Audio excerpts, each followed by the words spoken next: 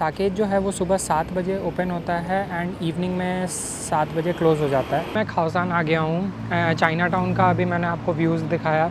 मुझे लगता है कि सबसे बेस्ट तरीका होगा चाइना टाउन एक्सप्लोर करने का, आप ग्रैब कर लो बाइक टैक्सी।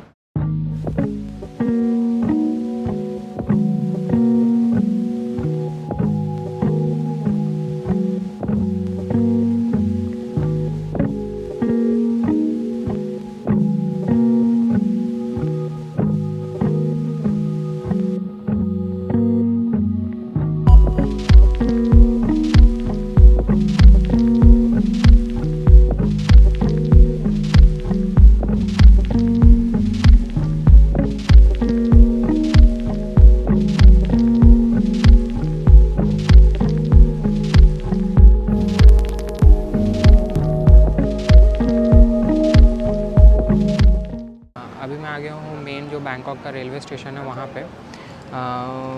1910 में इस स्टेशन का कंस्ट्रक्शन स्टार्ट हुआ था एंड 1916 में ये ट्रेन स्टेशन ओपन हो गई थी पब्लिक के लिए। वैसे तो ऑप्शन था मेरे पास कल जैसा मैं MRT से भी आ सकता था यहाँ पे, बट थोड़ा सा लेट हो गया था। सुबह में बारिश भी हो रही थी काफ़ी ज़्यादा, बट वो ग्रैब जो बाइक टैक्सी वाले थे उन्होंने बहुत हेल्प की। बारिश में ही चलाते हुए यहाँ पे लेके आ गया। मैंने उनको थोड़ा सा एक्स्ट्रा इसलिए टिप भी दिया। तो अभी फ़िलहाल मैं टिकट ले रहा हूँ। Like is there any train before 16 before 6? 6:40. Yes. Ah. Okay, there's no train before 6:40 here, right? To Mochit? Mochit? Yes. From Ayutthaya to Mochit? No have. No train. No have. Okay. To near หมอชิดอ่ะ New Station กรุงเทพอภิวัตรบางซื่อ Okay. And can I get metro from here? บางซื่อ Bangs. บางซื่อ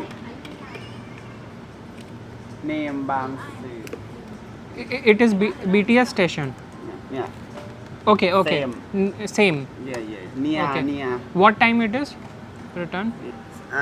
รับผิดเทนเติร์ดคลาสอ่ะ20 บาท Second class 61 บาท Okay. So I can get this train ticket from here, or I'll have to buy it there อยู่ที่ to Ayutthaya, from Ayutthaya. Okay. เนี่ยอันนี้อยุธยา to อภิวัตร Okay. Okay. from อยุธยา And from Bangkok to Ayutthaya, I can get it from there, Yeah. right? buy ticket over there buy ticket อันนี้เคาน์เตอร์now 11:15 okay Okay.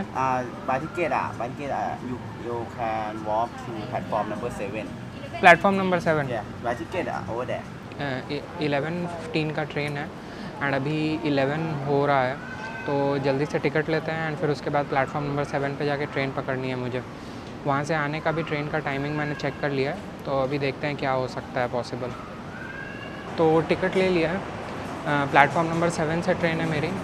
इस तरीके का ticket है 15 बात का, ordinary class का। तो अभी जाते हैं प्लेटफॉर्म नंबर 7 से ट्रेन पकड़ते हैं एंड अयोध्या के लिए निकलते हैं। अयोध्या एक्चुअली में पहले बैंकॉक से पहले थाईलैंड का कैपिटल हुआ करता था, तो अपने हिस्टोरिकल मॉन्यूमेंट्स के लिए काफ़ी ज़्यादा फेमस है। बट पहले चलते हैं ट्रेन पकड़ते हैं, बिकॉज ऑलमोस्ट मुझे लगता है 5-6 मिनट से ज़्यादा टाइम नहीं बचा हुआ है।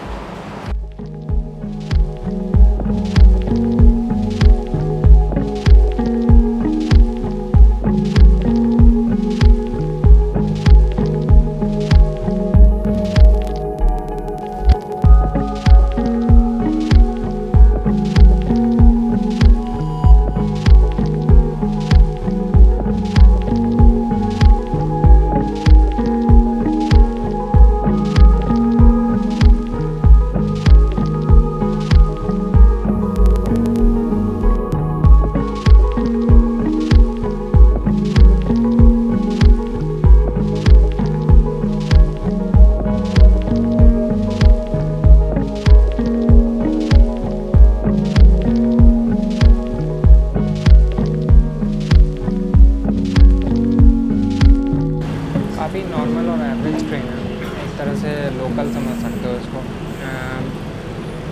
फैन लगा हुआ है, नॉर्मल सिटिंग है, एंड एक टॉयलेट है। ये भी नहीं है कि 2 टॉयलेट है एक वैगन में, एक ही टॉयलेट है एक साइड पे। तो ट्रेन अभी बैंकॉक से निकल चुकी है, बट स्पीड तो बिल्कुल भी नहीं पकड़ रहा। लगभग 1.5 घंटे लगते हैं इस ट्रेन को यहाँ से अयोध्या पहुँचने में। तो 1 बजे के अराउंड मैं अयोध्या पहुँचूँगा।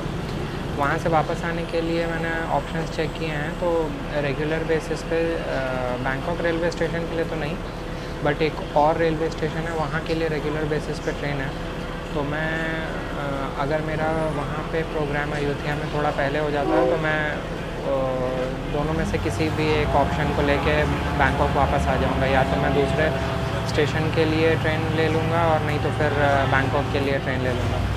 बट अभी व्यूज़ एंजॉय करते हैं हम लोग, बस बैंकॉक शहर के बीच से गुज़र रहे हैं।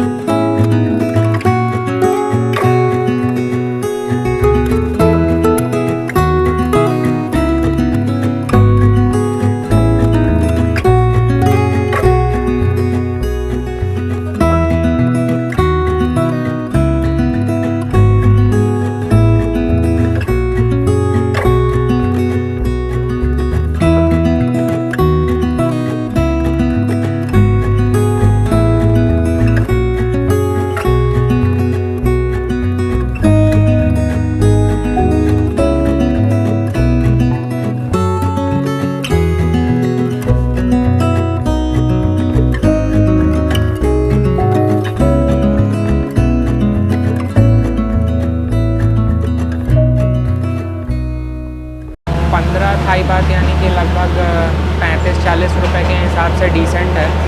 एक 1.5 घंटे की जर्नी है, 1.5 घंटे के लिए इतना टिकट का प्राइस कोई बहुत ज़्यादा नहीं है।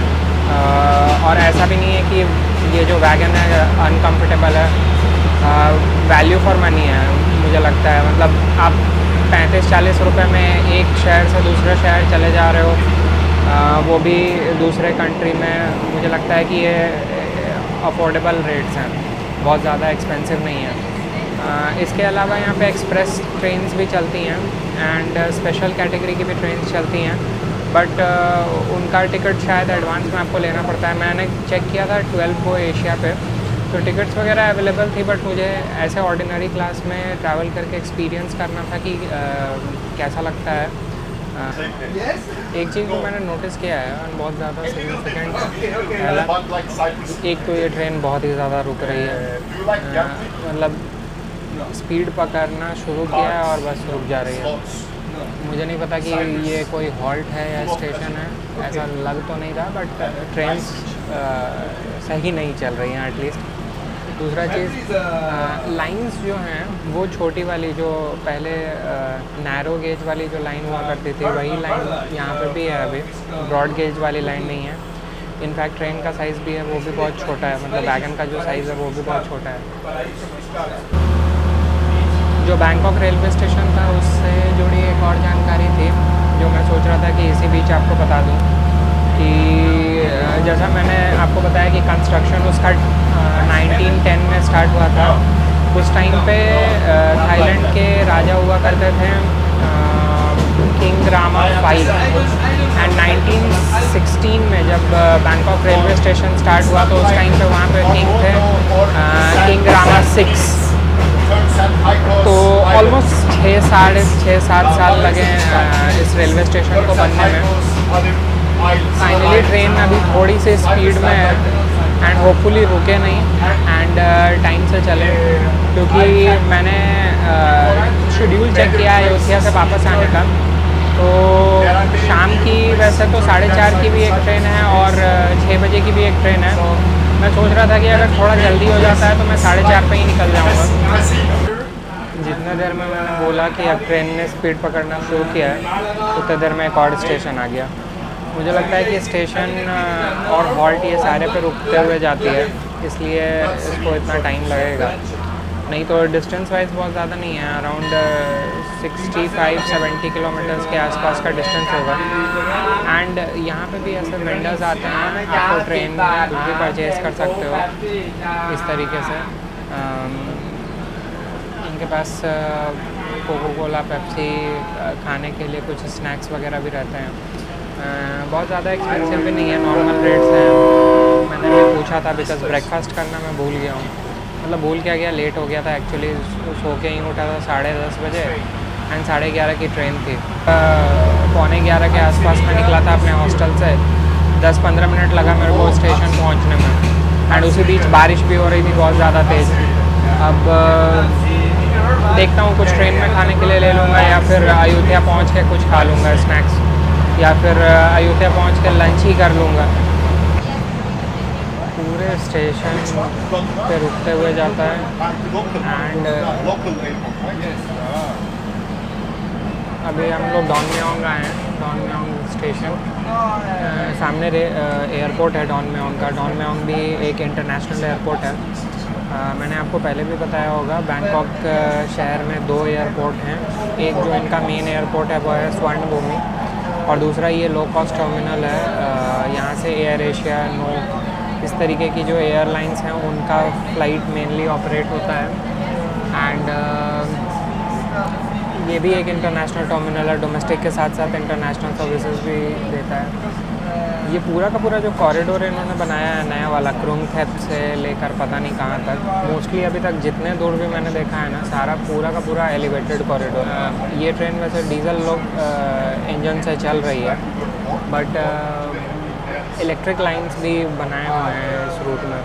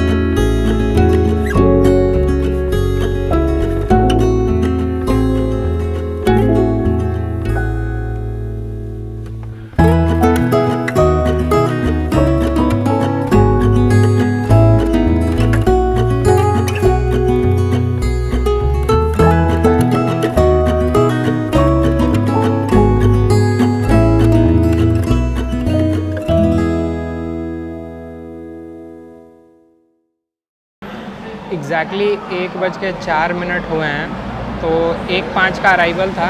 एग्जैक्टली 1 मिनट पहले अयोध्या पहुंच गया हूं ट्रेन से, और पहुंचना भी था यार, ये ट्रेन इतना स्लो चल रहा था, हर स्टेशन पे इसकी स्टॉपेज थी, बट नेवरदलेस 1.5 घंटा लगा ऑलमोस्ट एंड यहाँ आ गए।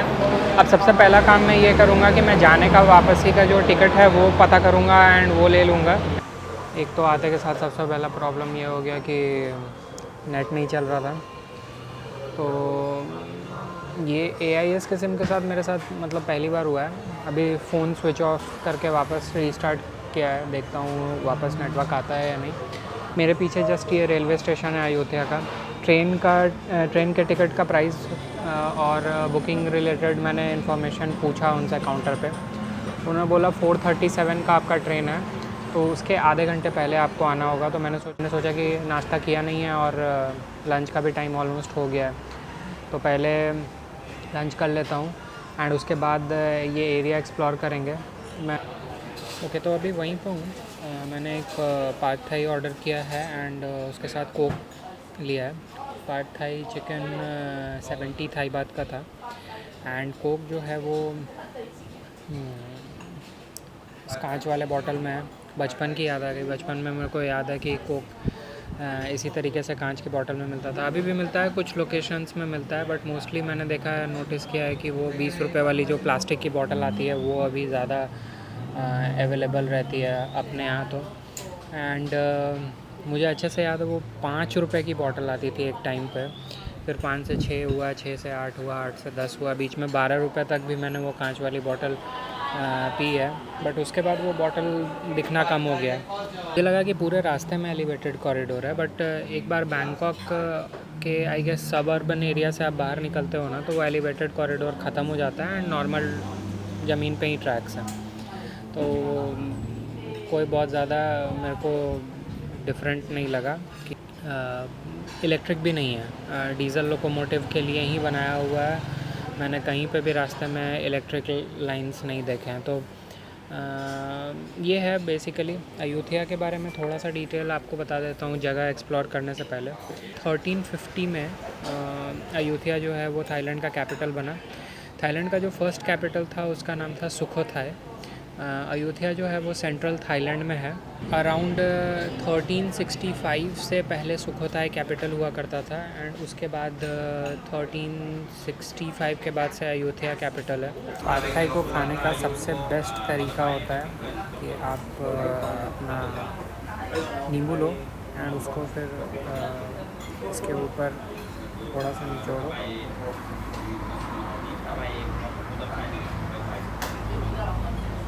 एंड फिर उसके बाद हैव इट।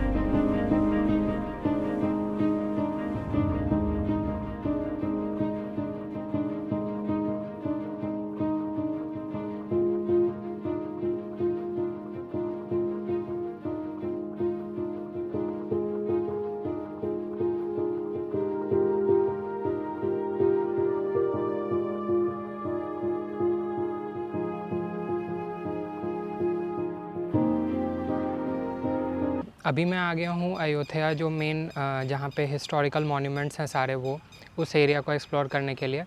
अराउंड 1365 के आसपास अयोध्या जो है वो कैपिटल बना। उससे पहले सुखोथाई करके एक जगह हुआ करता था, वहाँ पे थाईलैंड का कैपिटल था। जो सबसे पहला कैपिटल है वो इवेंचुअली उसी को बोला जाता है, सुखोथाई को। एंड यहाँ से कैपिटल मूव होके फिर बैंकॉक शिफ्ट हो गया। अराउंड 1438 के आसपास इसका एग्जिस्टेंस ख़त्म हो गया एंड अभी ये एक यूनेस्को वर्ल्ड हेरिटेज साइट है। इसमें आपको टेंपल कॉम्प्लेक्स मिलेंगे, बहुत सारे छोटे बड़े पैलेसेस हैं, स्तूपास हैं, सारा कुछ आसपास के एरिया में ही है। रॉयल पैलेस भी है यहाँ पे। बट मैं जो एक्सप्लोर करना चाह रहा था वो था 2-3 प्रोमिनेंट लोकेशंस हैं यहाँ के।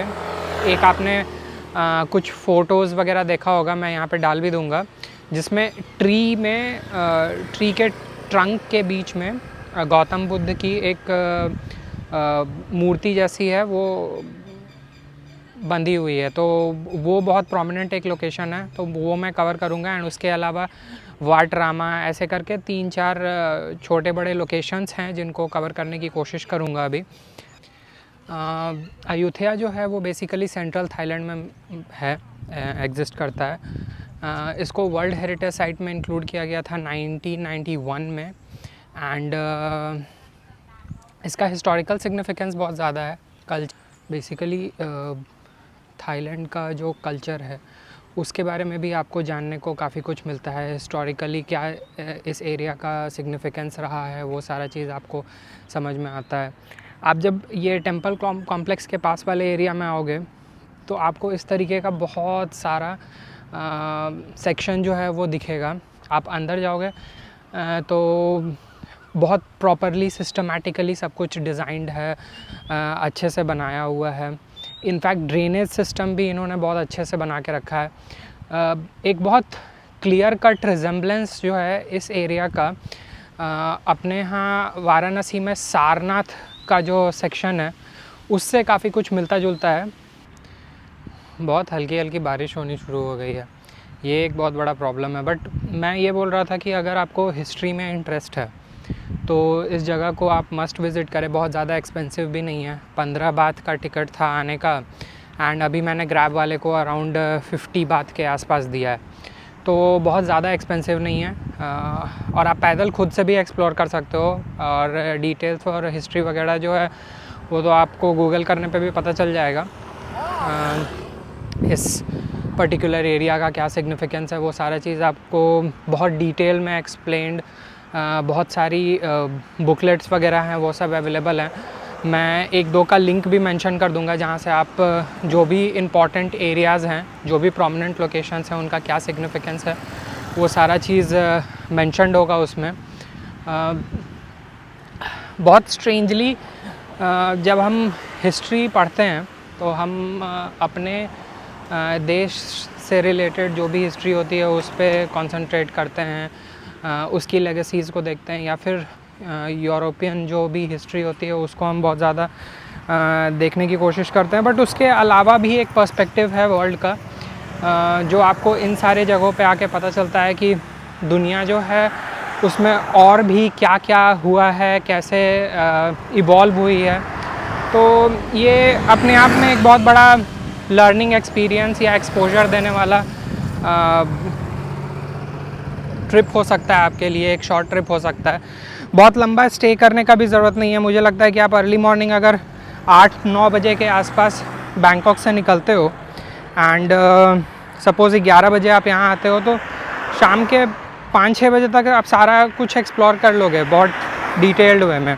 थोड़ा सा में भी हो सकता है कि हेक्टिक हो जाए, बट सारा कुछ एक दिन में आपका एक्सप्लोर हो सकता है। तो एनीवेज़ लोग बैंकॉक आते हैं बट अयोध्या को एक्सप्लोर नहीं करते हैं, स्किप कर देते हैं। मुझे लगता है ये एक अच्छा स्टॉप हो सकता है बैंकॉक, जिनका 3 दिन 4 दिन का प्लान है, because Bangkok itself it takes around 3-4 days. तो अगर आपका वैसा कुछ प्लान है तो आप उस हिसाब से एक दिन ऐड कर सकते हो उसमें, एंड अयोध्या एक्सप्लोर कर सकते हो। मेरे सामने जो आप ये कॉम्प्लेक्स देख पा रहे हो ये बेसिकली है वाट फ्रा राम, एंड ये एक रीस्टोर्ड टेंपल कॉम्प्लेक्स है। काफ़ी बड़ा है ये एरिया, अराउंड मुझे लगता है 400-500 मीटर आसपास का सेक्शन होगा लेंथ में। एंड मैंने नोटिस किया काफ़ी सारे लोग इस तरीके से एलिफेंट के ऊपर चढ़कर ये टेंपल कॉम्प्लेक्स घूम रहे हैं। 2-4 वेंडर्स थे, उन्होंने मुझे भी अप्रोच करने की कोशिश की, बट इवेंचुअली मैंने मना कर दिया बिकॉज़ ये मुझे सही नहीं लगता है। पैदल आप घूम सकते हो, साइकिल का भी ऑप्शन था स्टेशन पर उतरने के बाद, एंड बहुत ज़्यादा एक्सपेंसिव भी नहीं है। मुझे लगता है उससे ज़्यादा ही एक्सपेंसिव होगा ये करना। सेकेंडली स्कूटी भी अवेलेबल है, तो स्कूटी भी ले सकते हो, ग्रैब अवेलेबल है। तो ऑल्टरनेट्स हैं, लोग एक्सपीरियंस के लिए करते हैं, बट मुझे पर्सनली ये चीज़ पसंद नहीं आया। काफ़ी सारे रिव्यूज़ में भी मैंने पढ़ा था कि ये काफ़ी मतलब क्रूअल होता है, तो तो थाईलैंड अपने एलिफेंट्स के लिए भी बहुत ज़्यादा फेमस है। मे भी हो सकता है कि उसके वजह से लोग एक्सपीरियंस लेना चाह रहे होंगे, बट मुझे पर्सनली पसंद नहीं आया। अभी मैं रोड क्रॉस कर रहा हूँ एंड सेकंड जो मॉन्यूमेंट है उस तरफ जा रहा हूँ। मेरे पीछे जो आप बिल्डिंग देख पा रहे हो ये अयोध्या का कोर्ट है एंड उसके जस्ट सामने इस साइड अयोध्या यूनिवर्सिटी है, यूनिवर्सिटी का प्रेमाइस है। तो अभी हम जा रहे हैं वाट महाथाट, जो कि one of the most prominent location है एंड लोग सबसे ज़्यादा विज़िट करते हैं उसको। तो अभी फ़िलहाल हम वहाँ जा रहे हैं। मैं पैदल ही वॉक कर रहा हूँ बिकॉज़ मोस्टली जो भी लोकेशंस हैं मैंने चेक किया है सब 3-4-5 किलोमीटर के रेडियस में ही है। एक्चुअली एक बहुत बड़ा पार्क एरिया है डेजिग्नेटेड एंड उस पार्क एरिया में आपको मोस्टली सारे जो मेजर लोकेशंस हैं, जो मेजर रूइंस हैं, स्तूपास हैं, वो सारा कुछ आपको उसी एरिया में देखने को मिल जाएगा। आपको बहुत ज़्यादा दूर नहीं जाना पड़ेगा। हाँ, जो न्यूली डिज़ाइंड या न्यूली डेवलप्ड स्ट्रक्चर्स हैं, जैसे कुछ पैलेसेस हैं जो कि बड़े हैं, वो थोड़ा आप जब ट्रेन से आ रहे होगे तो बीच में एक जगह पड़ता है, एग्जैक्टली मुझे याद नहीं आ रहा है उसका नाम। तो वहाँ पे रॉयल पैलेस है एक, जिसको समर रेसिडेंस के तौर पे भी यूज़ किया जाता था। अभी पता नहीं उसको यूज़ करते हैं या नहीं, बट हाँ, लोगों के लिए खुला हुआ है, आप विज़िट कर सकते हो। जो ऑर्डिनरी ट्रेन्स होती हैं वो रुकती हैं वहाँ पे। उसके अलावा यहाँ पे भी है स्ट्रक्चर्स, बट वो सारे इस पर्टिकुलर एरिया से, जो हिस्टोरिकल एरिया है उससे थोड़ा दूर है, बगल में नहीं है। तो अगर आपको वो सारे लोकेशंस एक्सप्लोर करना है, मतलब बहुत डिटेल्ड में अगर आपको अयोध्या एक्सप्लोर करना है, तब मुझे लगता है कि आपको 2 दिन का टाइम लेके आना चाहिए। मोर देन सफिशिएंट है 2 दिन। बट अगर आपको केवल ये एरिया एक्सप्लोर करना है, हिस्टोरिकल लोकेशन जो हैं वो एक्सप्लोर करने हैं, तो फिर आई थिंक 1 दिन सफिशिएंट टाइम है। तो अभी चलते हैं वाट महाथाट एंड वहाँ के व्यूज़ मैं आपको शेयर करता हूँ। Okay, I need to go straight, I need to go straight, right? Yeah. Okay Go from there. Okay, thank you, all the best for your exam. एक स्टूडेंट मिल गया था, उससे पूछ रहा था एक्चुअली, मुझे टिकट काउंटर का आइडिया नहीं लग पा रहा है। मॉन्यूमेंट का तो दिख रहा है गूगल मैप पे, बट मैंने टिकट काउंटर के लिए सर्च किया, नेट भी उतना स्ट्रॉन्ग नहीं है कनेक्शन, तो पता नहीं चल रहा। सो अभी जस्ट मैंने पूछा, तो बच्चों का एग्ज़ाम चल रहा है मिड ईयर, तो उसने मुझे हेल्प किया। इंग्लिश का थोड़ा सा डाइसी है सिचुएशन इस जगह पे। टूटी फूटी वैसे समझ लेते हैं, बट अगर आप नॉर्मल लोगों से पूछोगे तो थोड़ा सा डिफ़िकल्ट है कंपैरेटिवली। तो पेट्रोल बहुत ज़्यादा सस्ता भी नहीं है यहाँ पे, मतलब इंडिया के कंपैरेटिव तो ऑब्वियसली सस्ता है, क्योंकि 33 बात का डीज़ल है एंड 3 टाइप के पेट्रोल हैं, E20, 91 और 95। तो डीज़ल है 33 बात का एंड पेट्रोल है 36 से 39 बात का। तो वो लमसम अराउंड 90 रुपये का सबसे मैक्सिमम पेट्रोल है जो यहाँ पे अवेलेबल है। जो सबसे बेस्ट क्वालिटी का पेट्रोल है वो अराउंड 90 रुपये के आसपास है। तो अपने यहाँ मैं अभी पुणे में रहता हूँ, पुणे में अराउंड 103-105 के आसपास का पेट्रोल है, तो उसके कंपैरेटिव सस्ता है। क्या मैं भी ना, जेब्रा क्रॉसिंग था उसकी जगह मैं रोड पे ही। कभी कभी दिमाग कहाँ काम करता है समझ ही नहीं आता। हाँ, बट खैर वो कॉम्प्लेक्स पे पहुँच गया। अब जाके टिकट लेता हूँ। मैंने ऑनलाइन चेक किया था, अराउंड शायद 20 बात का टिकट था या कुछ ऐसा था। मैं एक बार चेक करता हूँ, जो भी प्राइस होगा मैं आपसे डिटेल शेयर करता हूँ एंड अंदर के व्यूज़ भी मैं आपको दिखाऊँगा। अभी मेरे पीछे वो आंटी अभी जैक फ्रूट बेच रही हैं। इधर का जैक फ्रूट और डूरियन दोनों काफ़ी सिमिलर दिखता है, तो कंफ्यूज नहीं हो जाना। अगर आपको डूरियन खाने में इंटरेस्ट है, मुझे तो बिल्कुल भी नहीं है और ज़िंदगी में कभी नहीं खाऊंगा, फिर भी अगर आपको इंटरेस्ट है तो उनसे एक बार आप कंफर्म कर सकते हो कि क्या ये डूरियन है कि नहीं। बट मोस्टली केसेस में जैक फ्रूट ही होता है। थोड़ा सा वैसे ऑडियो का इशू हो सकता है बिकॉज़ बारिश हो रही है हल्की हल्की, तो मैंने जो मेरा माइक था वो अभी निकाल दिया है, तो उसके लिए सॉरी। बेस्ट टाइम में ये कुछ ऐसा दिखता था। जब इस जगह को कैपिटल ट्रीट किया जाता था तो ये रॉयल पैलेस के सबसे नज़दीक वाला टेंपल कॉम्प्लेक्स था, तो इसलिए जो मेजर ऑफिशियल्स हैं या रॉयल फैमिली के जो लोग हैं वो प्रेयर्स करने के लिए इसी जगह पे आते थे, इसीलिए इतना ज़्यादा ग्रैंड है। फॉरेनर्स के लिए 50 बात का टिकट है वाट महाथाट का, एंड थाई सिटीजन्स के लिए 20 बात का टिकट है। कॉम्प्लेक्स जो है वो बहुत बड़ा है, मैंने डिटेल में मैप्स वगैरह डाउनलोड करके रख लिया है, तो थोड़ा सा एक्सप्लोर करूँगा इस एरिया को, एंड जो भी हिस्ट्री होगी वो भी मैं आपके साथ शेयर करते जाऊँगा इस पर्टिकुलर लोकेशन का। मेरे पीछे जो आप मेन स्तूपा देख पा रहे होगे ये 50 मीटर हाई है, एंड 2 बार डिस्ट्रॉय हो चुका है, एक बार 1900 में और एक बार 1956 में।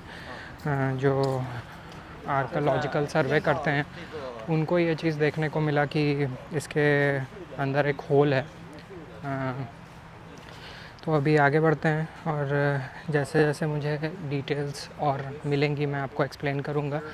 यह अयोध्या का one of these most important temple complex है एंड सबसे बड़ा टेंपल कॉम्प्लेक्स भी है।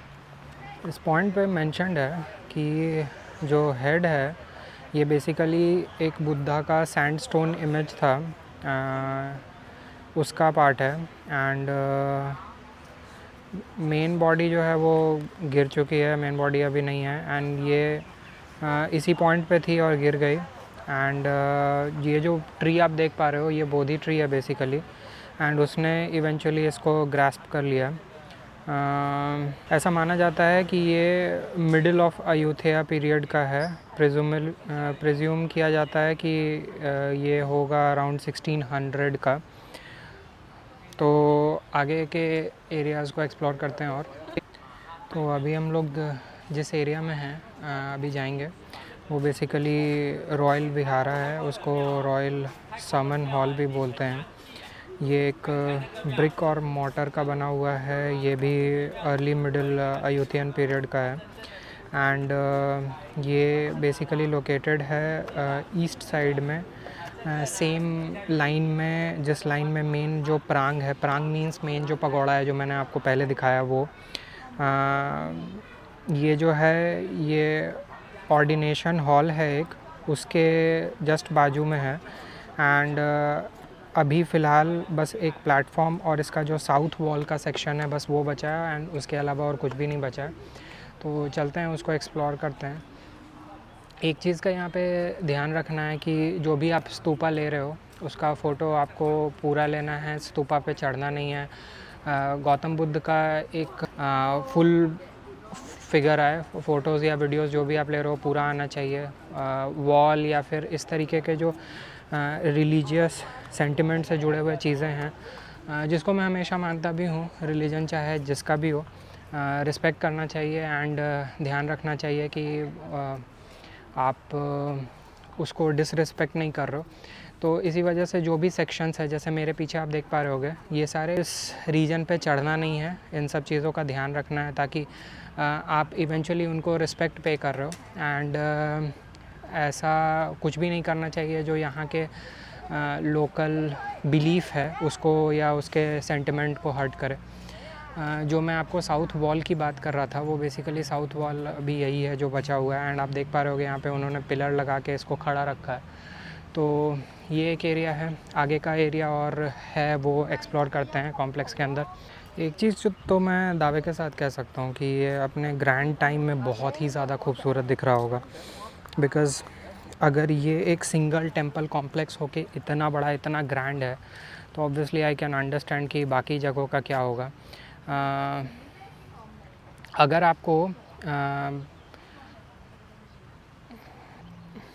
आपको रिकंस्ट्रक्टेड इसका डिटेल और व्यूज़ देखना है तो उसके लिए यहाँ पे एक QR कोड अवेलेबल है, वो आप इस QR कोड से डाउनलोड कर सकते हो एंड देख सकते हो कि ये एक्चुअली में कैसा दिखता होगा अपने ग्रैंड टाइम में, बिकॉज़ यहाँ पे कुछ इमेजेस भी अवेलेबल हैं कि कैसे उन्होंने उसको रिकंस्ट्रक्ट करने की कोशिश की है।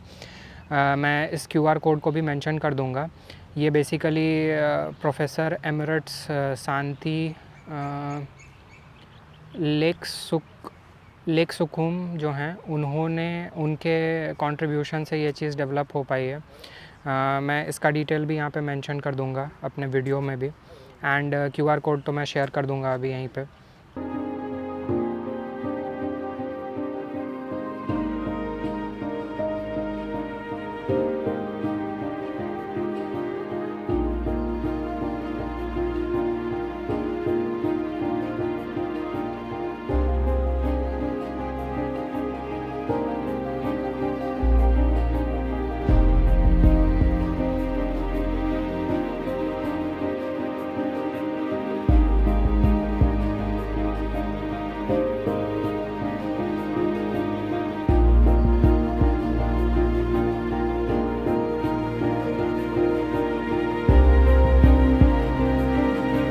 वीडियो के स्टार्ट में जो मैंने आपको बताया कि मेन प्रांग जो है, जो मेन पकौड़ा है, वो इससे पहले दिखाया था, वो बेसिकली ये है, ये वाला सेक्शन। ये एकदम सेंटर रीजन में है अवेलेबल। आप जैसे ही कॉम्प्लेक्स के एकदम अंदर जाओगे तो आपको एक वॉल दिखेगा, साउथ वॉल के जस्ट बगल से इसका रास्ता है, एंड फिर आपको ये पकौड़ा देखने को मिलेगा।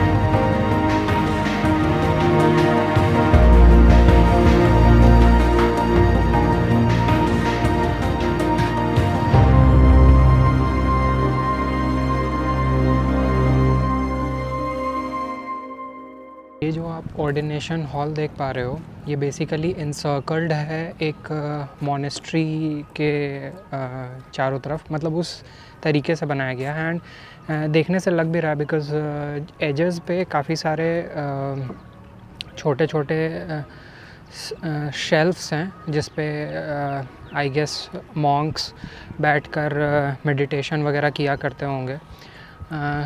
और ऐसा माना जा रहा है कि इवनिंग के टाइम पे, सनसेट के टाइम पे बहुत ही ज़्यादा खूबसूरत दिखता है ये। मैंने कुछ इमेजेस भी देखे गूगल पे और एक्चुअली में बहुत ज़्यादा खूबसूरत दिख रहा था उस टाइम पे। मेरे सामने जो आप देख पा रहे हो, ये बेसिकली स्मॉल सर्मन हॉल है।